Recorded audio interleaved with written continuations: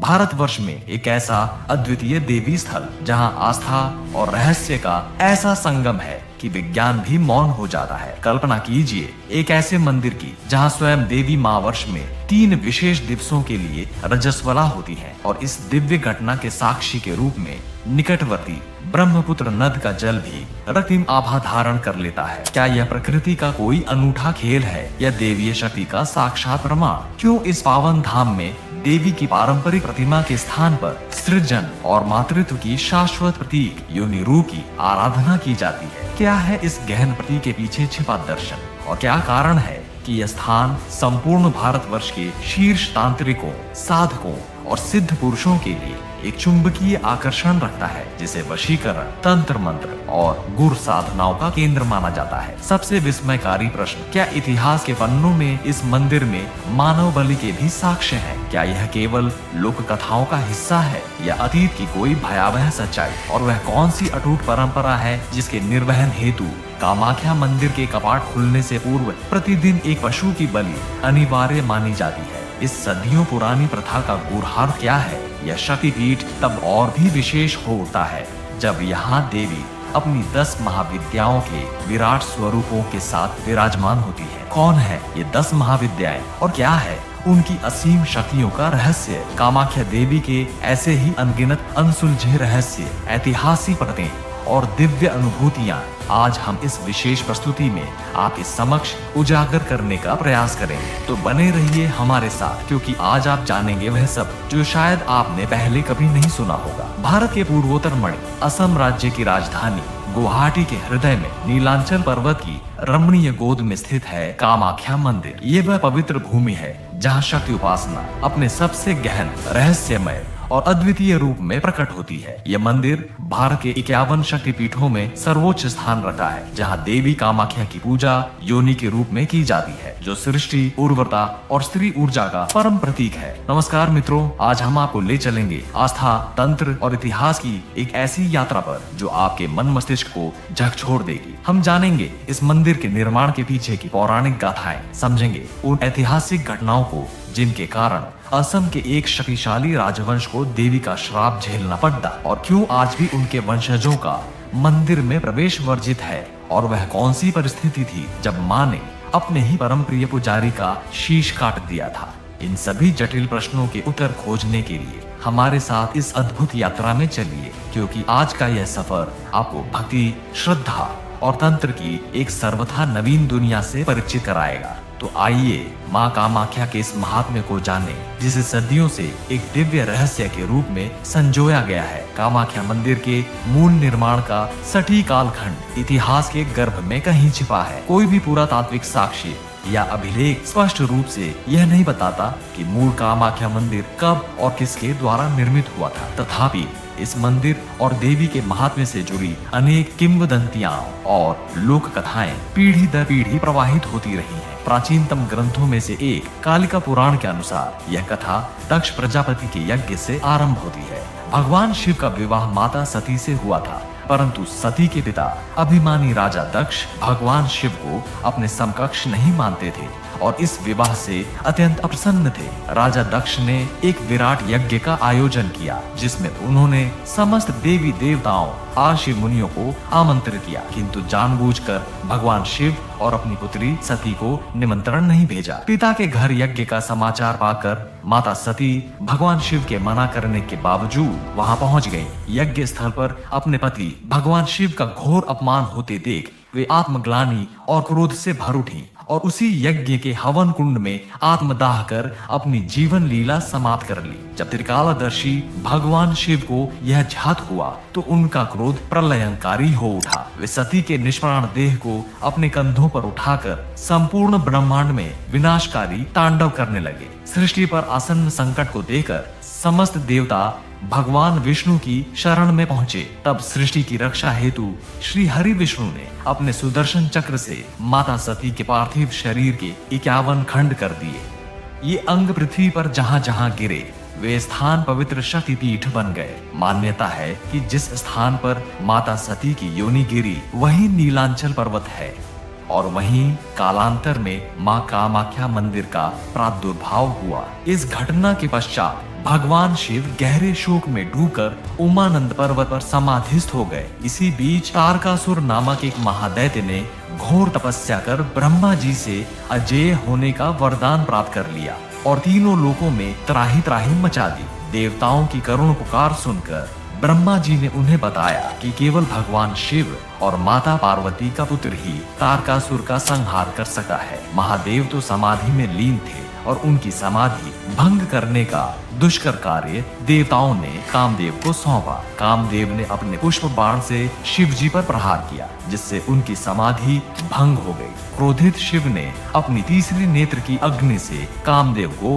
भस्म कर दिया। कामदेव की पत्नी रति और अन्य देवी देवताओं के करुण विलाप और प्रार्थना से द्रवित होकर शिव का क्रोध शांत हुआ। उन्होंने कामदेव को जीवन दान तो दिया, परंतु उनका पूर्ववत सुंदर मोहक रूप वापस नहीं मिला। तब कामदेव और रति ने अश्रुपूर्ण नेत्रों से महादेव से प्रार्थना की कि उन्हें ऐसा सौंदर्यहीन जीवन स्वीकार्य नहीं। इस पर शिव ने उन्हें एक शर्त रखी। नीलांचल पर्वत पर जहाँ सती का जनन अंग गिरा था, वहाँ एक भव्य और अद्वितीय मंदिर का निर्माण करना होगा। कामदेव ने शिव की शर्त सहर्ष स्वीकार की और नीलांचल पर्वत पर कामाख्या मंदिर का निर्माण प्रारंभ किया। इस महान कार्य में उन्होंने देव शिल्पी भगवान विश्वकर्मा की सहायता ली, जिन्होंने मंदिर की अद्भुत और जटिल संरचना का निर्माण किया। कामदेव ने इस मंदिर में न केवल देवी की योनिशिला को प्रतिष्ठित किया, बल्कि भैरव, उमानंद और 64 योगिनियों की मूर्तियां भी स्थापित की। उनकी गहन तपस्या और भक्ति के फलस्वरूप उन्हें अपना दिव्य सौंदर्य पुनः प्राप्त हो गया। मंदिर को मूलतः आनंद अख्या नाम दिया गया, जो आनंद और उत्सव का प्रतीक था। इसके साथ ही जिस स्थान पर शिव जी समाधि में लीन हुए थे, उस उमानंद पर्वत पर ब्रह्मपुत्र नद के मध्य में उमानंद भैरव मंदिर की स्थापना की गई। ऐसी मान्यता है कि जो भी भक्त कामाख्या मंदिर के दर्शन करने आता है, उसे उमानंद भैरव के दर्शन भी अनिवार्य रूप से करने चाहिए, तभी यात्रा पूर्ण मानी जाती है। लेकिन आगे बढ़ने से पहले यदि आप इस दिव्य यात्रा में हमारे साथ हैं, तो कृपया इस वीडियो को एक लाइक करके हमारे चैनल को सब्सक्राइब अवश्य कर लें। यह आपके लिए एक क्षण का कार्य है, परंतु इससे हमें ऐसी ही ज्ञानवर्धक प्रस्तुतियां लाने की असीम प्रेरणा मिलती है। एक अन्य प्रचलित लोक कथा हमें असुर राजा नरकासुर के काल में ले जाती है। एक समय था जब माँ कामाख्या के इस पवित्र क्षेत्र पर नरकासुर का शासन था। आरंभ में नरकासुर माँ कामाख्या का अनन्य भक्त था, परंतु समय के साथ शक्ति और सता के मद में चूर होकर उसने देवी माँ से विवाह करने का दुस्साहसिक प्रस्ताव रख दिया। माँ ने उसे सीधे तौर पर मना नहीं किया, बल्कि उसकी परीक्षा लेने के लिए एक कठिन शर्त रखी। उन्होंने कहा, यदि तुम मुझसे विवाह करने के अभिलाषी हो तो नीलांचल पर्वत के आधार से लेकर इसकी चोटी तक एक भव्य सोपान मार्ग सीढ़ी का निर्माण एक ही रात्रि में पूर्ण कर दो। और स्मरण रहे, जैसे ही प्रभात का मुर्गा बांग देगा, तुम्हारा कार्य पूर्ण हो जाना चाहिए। नरकासुर ने अपनी आसुरी शक्ति और विशाल सेना के बल पर यह चुनौती स्वीकार कर ली। उसकी सेना ने तीव्र गति से रात में सीढ़ी बनाना आरंभ किया और वह लगभग अपने लक्ष्य को पूर्ण करने के बहुत निकट था। परंतु माँ को यह आभास हो गया कि नरकासुर अपनी शर्त पूरी करने वाला है, इसलिए उन्होंने अपनी योगमाया से मुर्गे को समय से पूर्व ही बांग देने के लिए प्रेरित किया। मुर्गे की असमय बांग सुनते ही नरकासुर को लगा कि वह असफल हो गया है और वह हताश होकर अधूरी सीढ़ी वहीं छोड़कर अपने महल लौट गया। कुछ क्षण पश्चात जब उसे यथार्थ का ज्ञान हुआ कि माँ ने चतुराई से उसे भ्रमित किया है, तो वह क्रोध से भर उठा। उसने माँ की भक्ति और पूजा के मार्ग को बाधित करने की ठान ली और उस अधूरी सीढ़ी को वहीं छोड़ दिया। आज भी कामाख्या जाने वाले भक्त उस अधूरी संरचना को देख सकते हैं, जिसे स्थानीय भाषा में मेखेलौजा पाट कहा जाता है। जिस स्थान पर मुर्गे ने बांग दी थी और क्रोधित नरकासुर ने उसे मार डाला था, वह स्थान आज कुकुरा काटा, मुर्गा काटा के नाम से जाना जाता है। कुछ समय उपरांत परम तेजस्वी महर्षि वशिष्ठ माँ कामाख्या के दर्शन हेतु पधारे, परंतु नरकासुर की अहंकारी सेना ने उन्हें रोक दिया। महर्षि ने नरकासुर को समझाने का प्रयास किया, तुम यह नहीं जानते कि तुम किस महान सिद्ध शक्ति के समक्ष अवरोध उत्पन्न कर रहे हो। किंतु नरकासुर ने माँ कामाख्या की पूजा और भक्ति को बाधित करने का अपना निर्णय नहीं बदला। तब क्रोधित महर्षि वशिष्ठ ने नरकासुर को श्राप दिया कि उसका वध भगवान विष्णु के अवतार द्वारा होगा और माँ कामाख्या इस क्षेत्र को सदा सदा के लिए त्याग देंगी। नरकासुर ने जब भयभीत होकर माँ कामाख्या के मंदिर में झांका तो उसे माँ की योनिपीठ अदृश्य मिली। महर्षि वशिष्ठ के श्राप के अनुसार माँ इस क्षेत्र को त्याग चुकी थी। नरकासुर के वध के पश्चात जब क्षेत्र पुनः आसुरी प्रभाव से मुक्त हुआ तो माँ को वापस बुलाने और प्रतिष्ठित करने के लिए महर्षि वशिष्ठ को पुनः आमंत्रित किया गया। महर्षि ने कहा, अब माँ की मूल सात्विक शक्ति यहाँ से जा चुकी है। उनकी कृपा पुनः प्राप्त करने के लिए यहाँ केवल वामाचार पद्धति से ही उपासना संभव होगी, जिसमें तांत्रिक अनुष्ठान और बलि का विधान होगा। इसी श्राप और विधान के कारण कामाख्या मंदिर में आज भी वामाचार पद्धति और बलि प्रथा का प्रचलन है, जिससे माँ कामाख्या की उग्र और कल्याणकारी दोनों स्वरूपों की उपासना की जाती है। कुछ विद्वान कामाख्या मंदिर के मूल निर्माण को 4वीं-5वीं सदी का मानते हैं, जबकि कुछ अन्य इसे 7वीं या 8वीं सदी का बताते हैं। परंतु मंदिर का सुस्पष्ट और प्रलेखित इतिहास हमें मुख्य रूप से 16वीं सदी के कोच राजवंश के समय से मिलना आरंभ होता है। कोच राजाओं ने लगभग 1515 से 1881 ईस्वी तक असम के एक बड़े भूभाग पर शासन किया। राजा विश्व सिंह लगभग 1515 से 1540 ईस्वी इस वंश के संस्थापक और प्रथम प्रभावशाली राजा थे। वे हिंदू धर्म के महान संरक्षक और शिव तथा दुर्गा के परम उपासक थे। उन्होंने ही कामाख्या की पूजा की, लुप्तप्राय परंपरा को पुनर्जीवित किया और इसके विधिवत संचालन के लिए कन्नौज और बनारस जैसे ज्ञान केंद्रों से विद्वान ब्राह्मणों को आमंत्रित किया। 16वीं शताब्दी के आरंभ में कामरूप क्षेत्र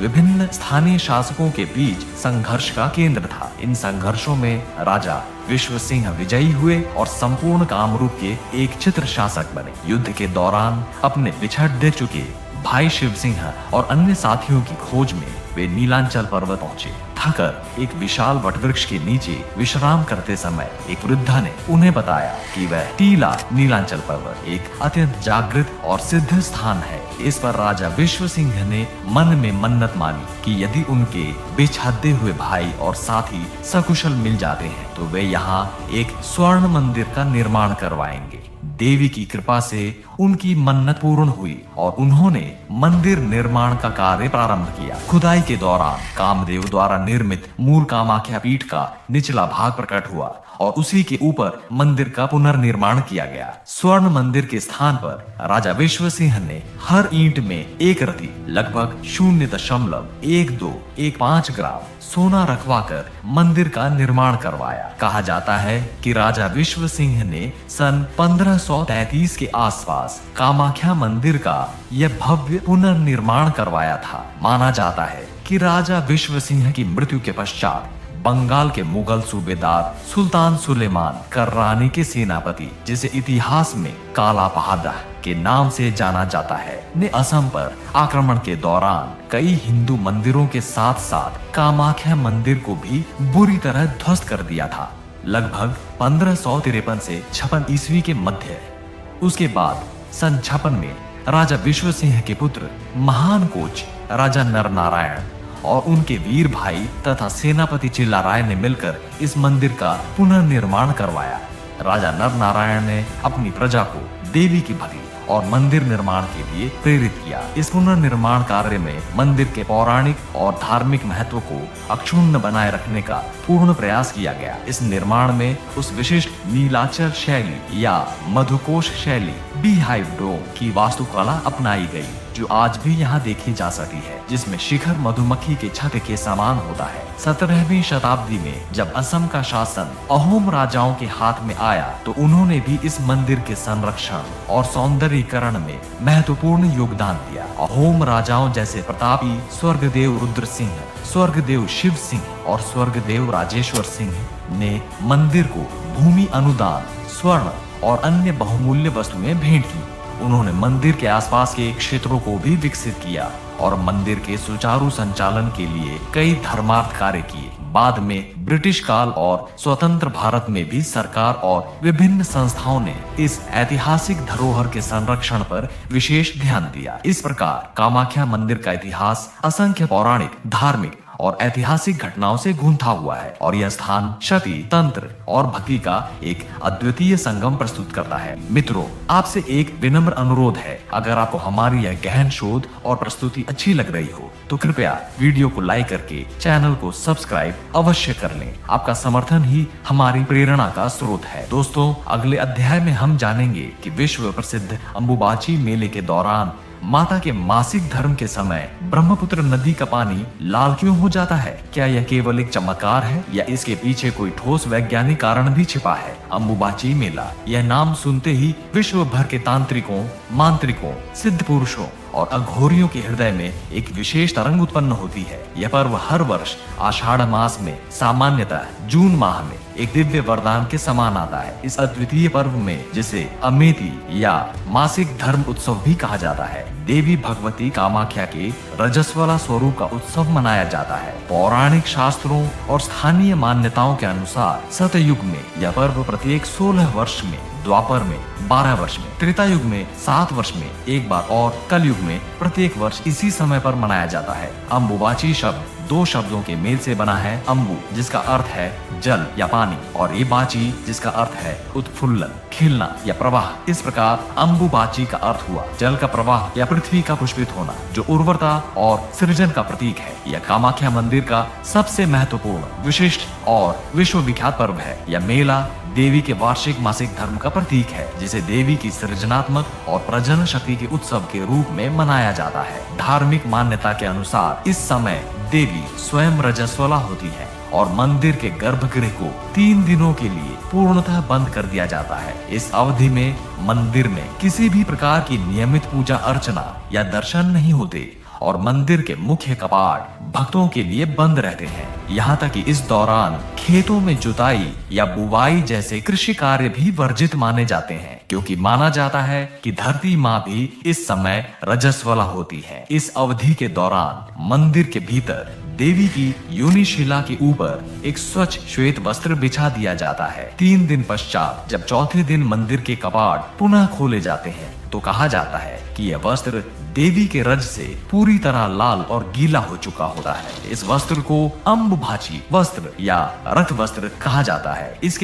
इसके छोटे छोटे टुकड़े भक्तों को महाप्रसाद के रूप में वितरित किए जाते हैं। लोग इसे अत्यंत श्रद्धा और पवित्रता के साथ अपने घर के पूजा स्थल पर रखते हैं और इसे सौभाग्य, समृद्धि और सुरक्षा का प्रतीक मानते हैं। लेकिन यहाँ सबसे बड़ा प्रश्न यह उठता है कि यद्यपि पूरे वर्ष भक्त यहाँ दर्शन हेतु आते रहते हैं, परंतु इन 3-4 दिनों में उनकी संख्या कुछ हजारों से बढ़कर लाखों तक क्यों पहुँच जाती है। कुछ वैज्ञानिक और भूगर्भ शास्त्री इसके पीछे कुछ संभावित कारण बताते हैं। उनके अनुसार असम की मिट्टी और पानी में लौह तत्व आयरन ऑक्साइड की मात्रा अपेक्षाकृत अधिक होती है, जिससे कभी कभी पानी का रंग हल्का लाल या भूरा दिखाई दे सकता है और यही लौह तत्व ब्रह्मपुत्र नदी के जल में भी प्राकृतिक रूप से पाए जाते हैं। दूसरा संभावित कारण नीलांचल पर्वत की भूगर्भीय संरचना को माना जाता है। कुछ विशेषज्ञों का मानना है कि इस पर्वतीय चट्टानों में सिनेबार, मर्क्यूरी सल्फाइड नामक खनिज पाया जाता है। सिनेबार का प्राकृतिक रंग गहरा लाल होता है। मानसून के दौरान जब अंबुबाची मेला आता है,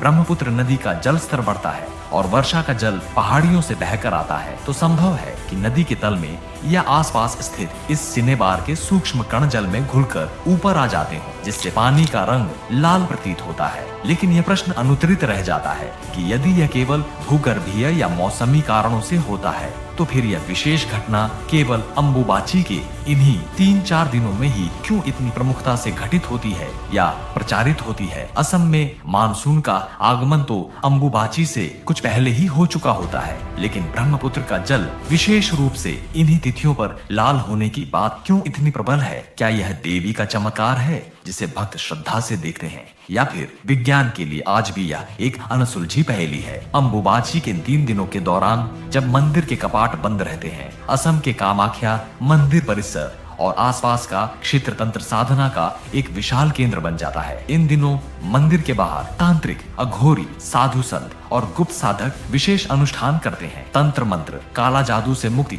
वशीकरण और अन्य गूढ़ सिद्धियों की प्राप्ति के लिए यह समय अत्यंत महत्वपूर्ण माना जाता है। यह देवी को प्रसन्न करने के लिए मुख्य रूप से नर बकरों, भैंसों और कबूतरों की बलि दी जाती है। विशेष रूप से उल्लेखनीय है कि मादा पशुओं की बलि यहाँ पूर्णतः वर्जित है, जो यहाँ की एक विशिष्ट परंपरा है और प्रकृति के स्त्री तत्व के प्रति सम्मान को दर्शाती है। इस तांत्रिक अनुष्ठान के कारण मंदिर परिसर के बलि स्थल पर हर ओर लाल रंग का दृश्य दिखाई देता है, जो कुछ लोगों के लिए विचलित करने वाला हो सकता है, परंतु साधकों के लिए यह शक्ति उपासना का एक अंग है। यहाँ का एक और अद्भुत और अविश्वसनीय रहस्य मंदिर के गर्भगृह में स्थित योनि आकार की प्राकृतिक शिला से निरंतर रिसता हुआ जल है। यह एक भूमिगत जल स्रोत है जिसका उद्गम आज तक अज्ञात है। आज तक इस जल स्रोत का कोई सटीक वैज्ञानिक स्पष्टीकरण नहीं मिला है। भक्त इसे देवी की साक्षात कृपा और जीवंत उपस्थिति का प्रतीक मानते हैं। भक्त इस पवित्र जल को अंगोदक के रूप में ग्रहण करते हैं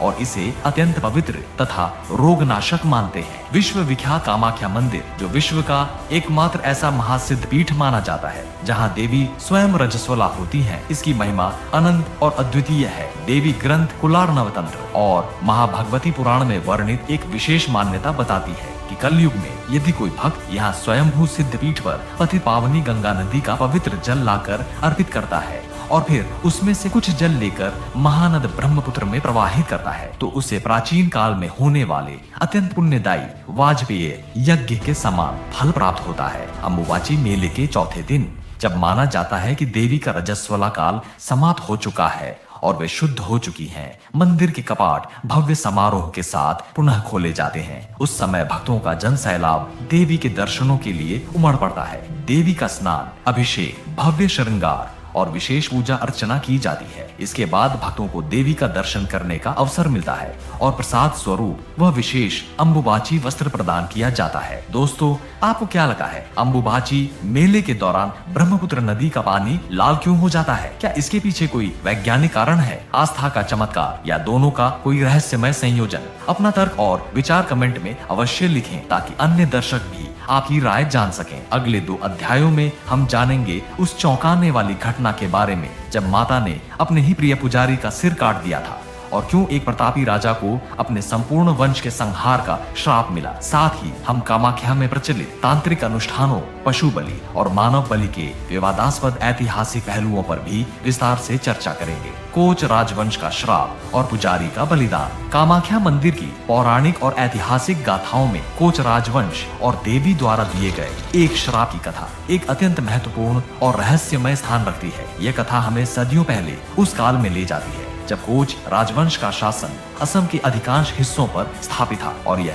राजवंश कामाख्या मंदिर का मुख्य संरक्षक और सेवक माना जाता था। कोच वंश के प्रतापी राजा नर नारायण शासन काल लगभग 164 से 187 ईस्वी। देवी कामाख्या के परम भक्त थे और मंदिर में उनकी आस्था अटूट एवं गहरी थी। राजा का दृढ़ विश्वास था कि देवी उनकी प्रत्येक प्रार्थना सुनती है और उन्हें शासन चलाने की शक्ति तथा मार्गदर्शन प्रदान करती है। राजा नर नारायण अपनी प्रजा के कल्याण और राज्य की समृद्धि के लिए प्रतिदिन कामाख्या मंदिर में देवी के दर्शन और पूजन के लिए जाते थे। उस समय मंदिर के मुख्य पुजारी थे केंदुकलाई, जो देवी के अनन्य भक्त और एक सिद्ध पुरुष माने जाते थे। कहा जाता है कि केंदुकलाई की भक्ति इतनी शुद्ध और गहरी थी कि देवी स्वयं उनके समक्ष सूक्ष्म रूप में प्रकट होती थी और उनकी प्रार्थनाओं को सुनती थीं। केंदुकलाई देवी के प्रति अपनी आस्था और पूजा में इतने तल्लीन रहते थे कि उन्हें देवी की अदृश्य दिव्य उपस्थिति का निरंतर आभास होता रहता था। एक दिन एक अत्यंत दुखी और निराश माँ अपनी मृत नवजात बच्ची को लेकर पुजारी केंदुकलाई के पास आई। वह गहन आशा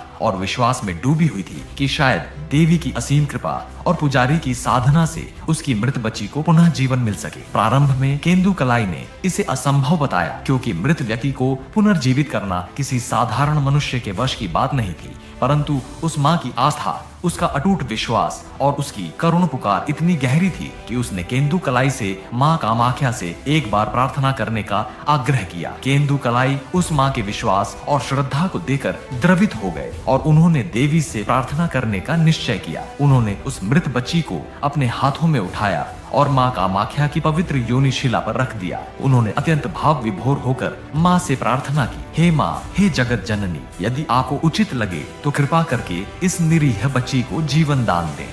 उनकी निष्कपट और तीव्र प्रार्थना का चमत्कार हुआ। माँ कामाख्या ने उस बच्ची को जीवन दान दिया और वह पुनः जीवित हो उठी। यह अद्भुत चमत्कार पूरे नगर में जंगल की आग की तरह फैल गया और अंततः राजा नर नारायण के कानों तक भी पहुंचा। जब राजा ने सुना कि पुजारी केंदुकलाई माँ के इतने महान भक्त हैं कि उनकी प्रार्थना से मृत भी जीवित हो उठते हैं, तो राजा नर नारायण के मन में देवी माँ का साक्षात दर्शन करने की तीव्र इच्छा जागृत हुई। लेकिन यहाँ एक गूढ़ सत्य था जिसे केवल स्थानीय भक्त और पुजारी ही जानते थे। रात के समय जब मंदिर के कपाट आम भक्तों के लिए बंद हो जाते थे, तब पुजारी केंदुकलाई माँ कामाख्या की एक विशेष गुप्त पूजा करते थे। इस पूजा के दौरान वे अपनी आंखों पर पट्टी बांधकर तन्मय होकर माँ का आह्वान करते, भजन गाते और विशिष्ट मंत्रों का उच्चारण करते थे, और तब माँ कामाख्या साक्षात तेजोमय रूप में प्रकट होती थी। राजा नर नारायण के अत्यधिक आग्रह, हठ और अपने राजधर्म के प्रति कर्तव्य परायणता के कारण पुजारी केंदुकलाई अंततः राजा को गर्भगृह के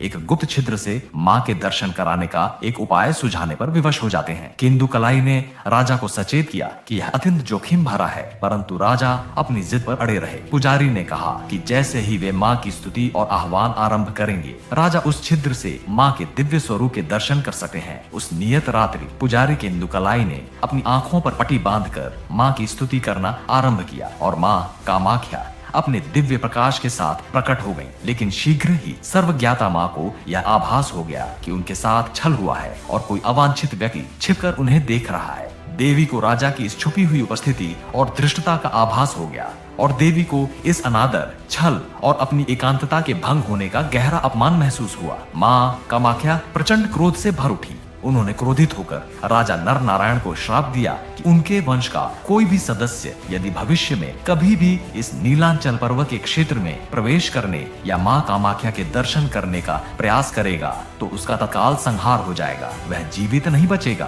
देवी के इस भयानक श्राप से भयभीत होकर राजा नर नारायण ने तत्काल उस क्षेत्र को त्याग दिया। कहा जाता है कि आज भी कोच राजवंश, जो अब कूच बिहार पश्चिम बंगाल में केंद्रित है, के वंशज जब कामाख्या क्षेत्र के निकट से गुजरते हैं तो या तो वे अपनी आंखें किसी वस्त्र से ढक लेते हैं या छत्र, छाता का उपयोग करते हैं ताकि भूल से भी मां कामाख्या के मंदिर या नीलांचल पर्वत के दर्शन न हो जाए और वे श्राप के भागी न बने। इस दुर्भाग्यपूर्ण घटना का दुष्प्रभाव केवल राजा पर ही नहीं बल्कि पुजारी केंदुकलाई पर भी पड़ा। कुछ कथाओं के अनुसार देवी ने अपने भक्त के इस अविवेकपूर्ण कार्य और वचन भंग करने के दंड स्वरूप क्रोध में केंदुकलाई का सिर उनके धड़ से अलग कर दिया, जबकि अन्य अधिक प्रचलित कथाओं में बताया गया है कि मां ने उन्हें उनके इस अपराध के लिए पत्थर की मूर्ति में परिवर्तित कर दिया, जो आज भी मंदिर परिसर में कहीं स्थित है। दोनों ही कथाएं मां कामाख्या के न्याय, उनकी अपार शक्ति, भक्तों की गहरी आस्था की सीमाओं और उनके द्वारा दिए गए श्राप की गूढ़ता तथा गंभीरता का एहसास कराती है। कामाख्या मंदिर का यह श्राप और इसके पीछे की यह मार्मिक कथा आज भी क्षेत्र के लोगों और कूच बिहार के राजवंश के लिए गहरी आस्था, श्रद्धा और एक चेतावनी का प्रतीक है। तंत्र, बलि और गूढ़ रहस्य। कामाख्या मंदिर को आदिकाल से तंत्र साधना, शक्ति उपासना और बलि प्रथा का एक प्रमुख केंद्र माना जाता है। यहाँ का वातावरण, देवी का योनि स्वरूप और उससे जुड़ी मान्यताएं तांत्रिकों और साधकों के लिए एक ऐसा अद्वितीय स्थल बनाती है जहाँ वे देवी की उग्र और सौम्य दोनों शक्तियों का आह्वान कर उनकी कृपा प्राप्त करने का प्रयास करते हैं। ऐसा कहा जाता है और यह एक स्थापित परंपरा है कि कामाख्या मंदिर के मुख्य कपाट प्रतिदिन भक्तों के लिए खोलने से पहले हर रोज उषा काल में एक बकरे की बलि अनिवार्य रूप से दी जाती है। इसके पश्चात ही मंदिर के द्वार खोले जाते हैं और नियमित पूजा अर्चना तथा दर्शन आरंभ होते हैं। यह प्राचीन परंपरा मंदिर की तांत्रिक साधना पद्धति और देवी के प्रति अटूट श्रद्धा का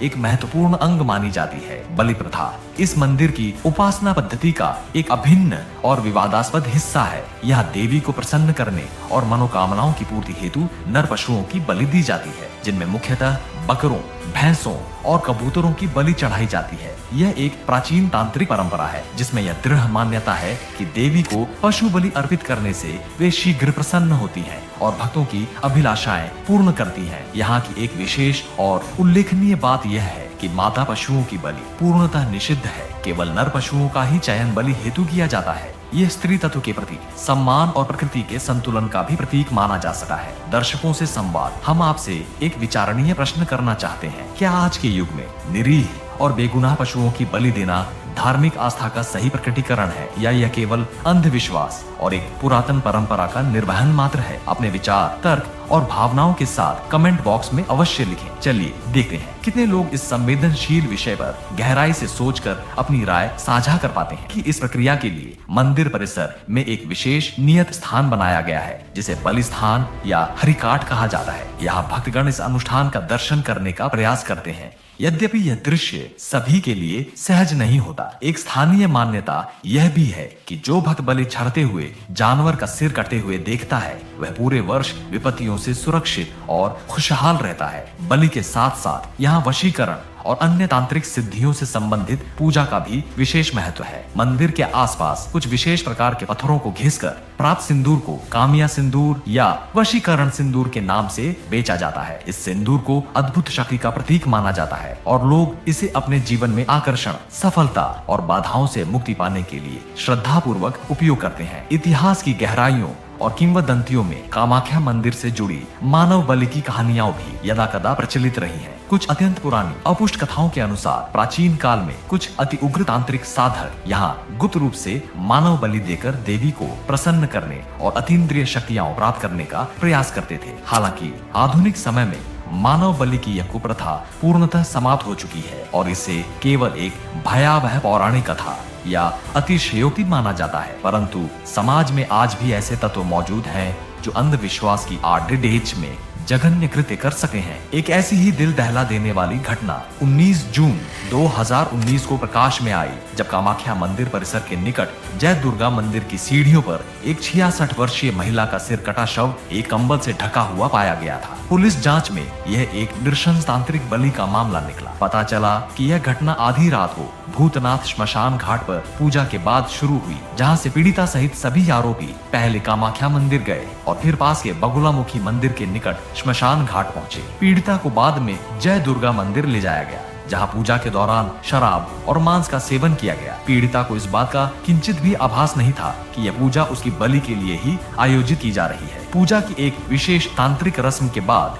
उसका सिर एक धारदार हथियार, संभवतः दाव या कुल्हाड़ी से काट दिया गया। आधुनिक सभ्य समाज में भी मानव बलि जैसी विभत्स घटनाओं का सुनकर रोंगटे खड्डे हो जाते हैं। सोचिए कितनी ऐसी अमानवीय घटनाएं होंगी जो कभी प्रकाश में ही नहीं आ पाती। अगर आपके क्षेत्र में भी कभी ऐसी किसी अंधश्रद्धा या तांत्रिक मानव बलि से जुड़ी कोई घटना हुई हो तो हमें कमेंट में संक्षेप में जरूर बताएं, ताकि समाज में इस प्रकार के अंधविश्वासों और कुरीतियों के बारे में जागरूकता फैलाई जा सके और लोग सचेत हो सके। कामाख्या मंदिर केवल देवी कामाख्या का ही नहीं बल्कि उनकी 10 महाविद्याओं का भी निवास स्थान माना जाता है। यह मान्यता है कि इस परम पवित्र स्थल पर देवी शक्ति के विभिन्न विराट और कल्याणकारी रूपों के दर्शन एक साथ होते हैं। तंत्र शास्त्रों के अनुसार ये 10 महाविद्याएं काली, तारा, षोडशी, त्रिपुर सुंदरी, भुवनेश्वरी, भैरवी, छिन्नमस्ता, धूमावती, बगलामुखी, मातंगी और कमला लक्ष्मी देवी आद्यशक्ति पराशक्ति के ही भिन्न भिन्न स्वरूप हैं, जो तंत्र साधना और ब्रह्मांडीय ज्ञान में विशेष महत्व रखती हैं। कामाख्या परिसर में इन सभी महाविद्याओं के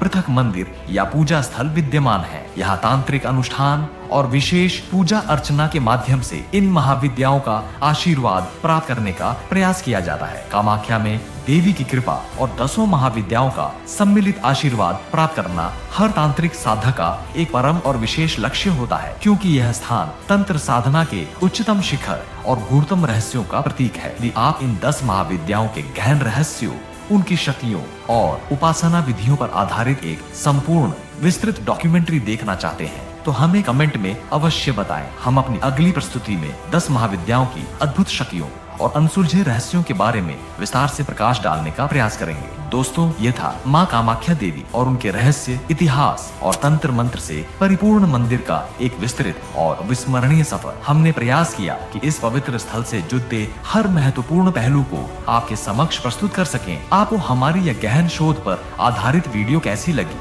हमें कमेंट करके अवश्य बताएं। यदि आपके पास कामाख्या मंदिर से यदि कोई अन्य जानकारी या अनुभव हो तो उसे भी साझा करें। और हाँ, हमारे चैनल को सब्सक्राइब करना और बेल आइकॉन दबाना न भूलें ताकि हमारी आने वाली ज्ञानवर्धक प्रस्तुतियां आप तक सबसे पहले पहुंच सकें। जल्द ही मिलते हैं एक नई, रोचक और रहस्यमयी डॉक्यूमेंट्री के साथ। तब तक के लिए हमें आज्ञा दीजिए। धन्यवाद। जय मां कामाख्या, जय हिंद, जय भारत।